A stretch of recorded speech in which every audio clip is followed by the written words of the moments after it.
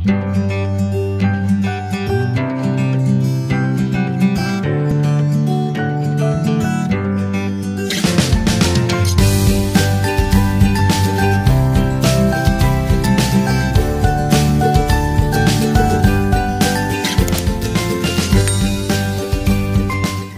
warahmatullahi wabarakatuh.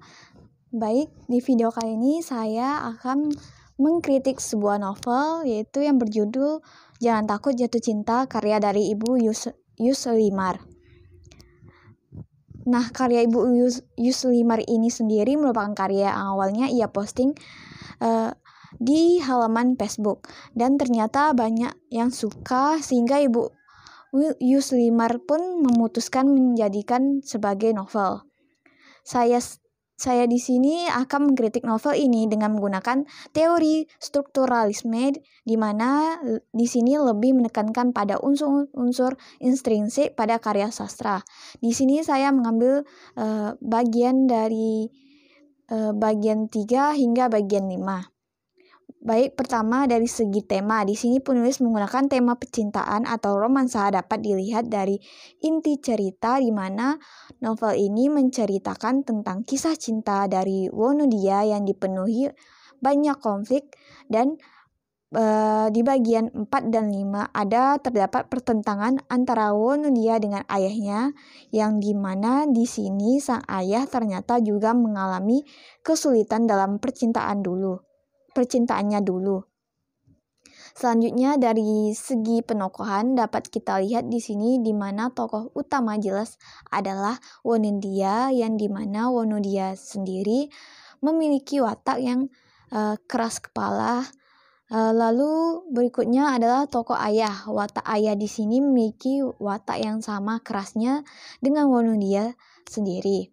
Lalu berikutnya dari segi sudut pandang di bagian 3, 4, 5 dapat dilihat menggunakan sudut pandang orang pertama yang dapat dilihat dari penggunaan kata aku seperti pada kalimat aku Wonodia, belia yang baru pandai menata dalam asmara loka, terkesima dalam elok rayu pemujanya. Nah, selanjutnya dari gaya bahasa. Gaya bahasa yang banyak digunakan dalam novel ini adalah gaya bahasa.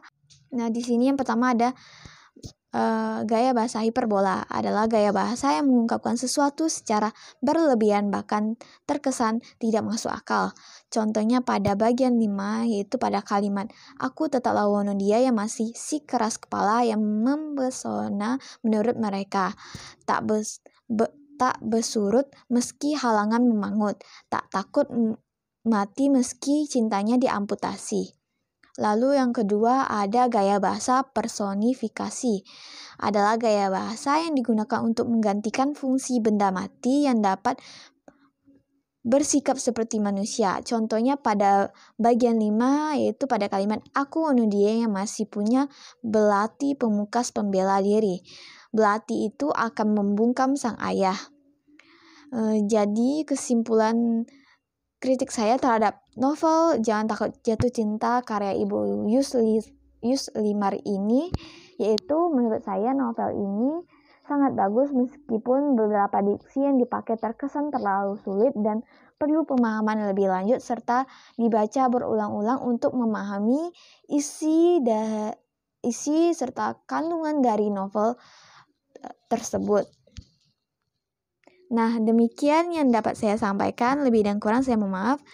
Terima kasih. Wassalamualaikum warahmatullahi wabarakatuh.